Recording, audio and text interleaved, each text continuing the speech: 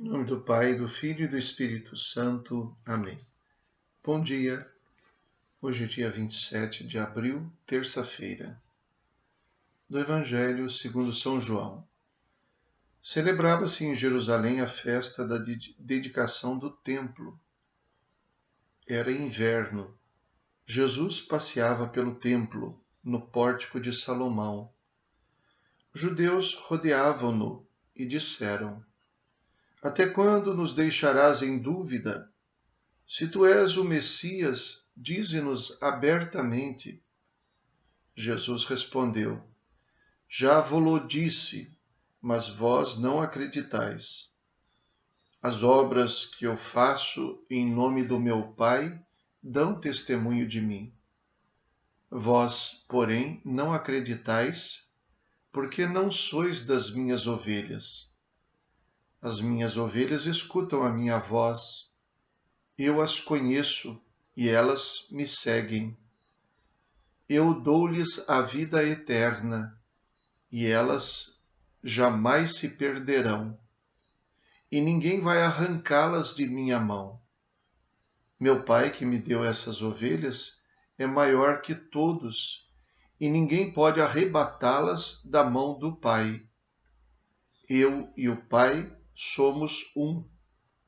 Palavra da salvação. Glória a vós, Senhor.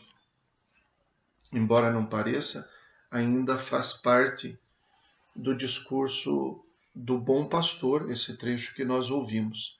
Embora ele recoloque Jesus, faça com que ele esteja numa situação específica, festa da dedicação do templo, estando ele então passeando no pórtico de Salomão, no templo. A festa da dedicação do templo tem um significado muito interessante no contexto desse discurso do bom pastor, porque o templo voltou a ser dedicado porque os líderes tinham permitido que o templo se profanasse. Então, ele foi novamente dedicado. Daí o discurso de Jesus sobre os líderes, sobre os maus pastores, para falar que ele é um bom pastor, coloca um sentido todo especial nesta fala de Jesus no discurso. Mas o curioso e o que chama bastante atenção é o fato de que os judeus parecem estar querendo verdadeiramente acreditar em Jesus. Ao dizer a ele: Até quando nos deixarás em dúvida? Se tu és o Messias, dize-nos abertamente. Há uma aparência de boa vontade, de fé, de desejo de crer, mas é apenas uma aparência. Como Jesus vai dizer: Eu já vos disse. Vocês é que não querem enxergar, ou vocês é que não querem escutar. E as obras que eu faço dão testemunho de que o Pai me enviou. Mas vocês não querem escutar, porque vocês não são das minhas ovelhas. As minhas ovelhas escutam, e as minhas ovelhas me seguem. Vocês não querem me seguir. Isso nos coloca diante da nossa situação real. A gente pensa que Deus tem obrigação de nos convencer das coisas. A gente pensa que Deus tem de nos falar claramente. Tem de fazer sinais que sejam incontestáveis, para os quais não sobre dúvida mais. Eu sou obrigado a acreditar. Todo mundo é obrigado a acreditar. É impossível negar que isso aqui seja verdade, porque aconteceu um espetáculo aqui que convenceu todo mundo. Isso não existe. Sobretudo no que diz respeito a Deus, isso não existe. Sempre é possível crer ou não crer. Tudo que Deus faz por nós são obras, mas são obras que para nós serão sinais se nós quisermos ouvir e se nós quisermos ler como sinais. O ser humano não deixa de ser livre para crer. Crer também é um ato de liberdade. E não poderia ser diferente. Seria indigno do ser humano não poder crer ou não crer, não poder duvidar, não poder fazer perguntas.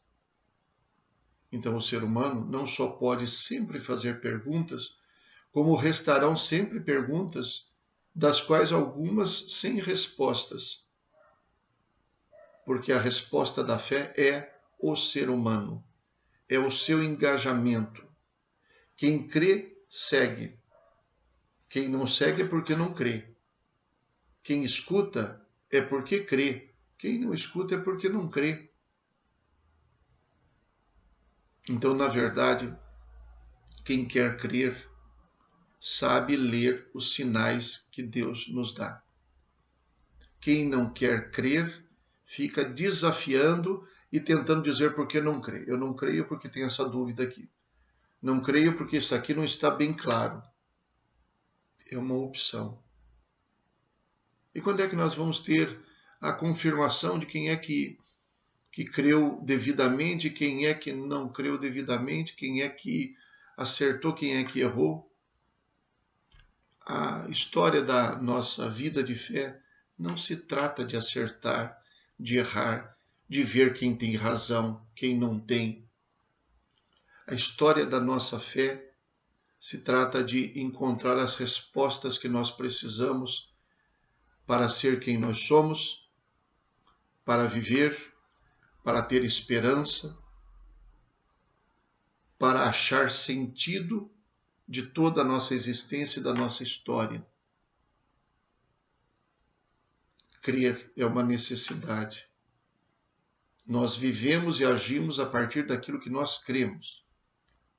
O problema é que muitas vezes a gente pode ter a aparência de crer ou de desejar crer e no fundo a gente já ter decidido que não crê.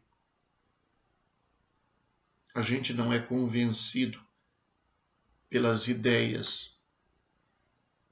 A gente, na verdade, é convencido pela experiência. Isso me recorda uma passagem de um livro com um título muito sugestivo, A Morte, um dia que vale a pena viver, de uma médica que trata de pessoas que estão submetidas a cuidados paliativos. Então ela disse que certa vez conversou com uma pessoa, parece que era um morador de rua, que estava assim naquele processo de morte, estava morrendo. Então ela conversava com as pessoas que estavam nessa situação, e então certa vez ela conversando com ele perguntou para ele se ele acreditava em Deus. E ele respondeu: em Deus a gente não acredita, em Deus a gente confia. E depois disse: eu confio em Deus. Rezemos. Concedei, ó Deus Todo-Poderoso, que celebrando o mistério da ressurreição do Senhor, possamos acolher com alegria a nossa redenção. Por nosso Senhor Jesus Cristo, vosso Filho, na unidade do Espírito Santo. Amém. O Senhor esteja convosco, Ele está no meio de nós. Abençoe-vos Deus Todo-Poderoso, Pai, Filho e Espírito Santo. Amém. Bom dia, fiquem com Deus.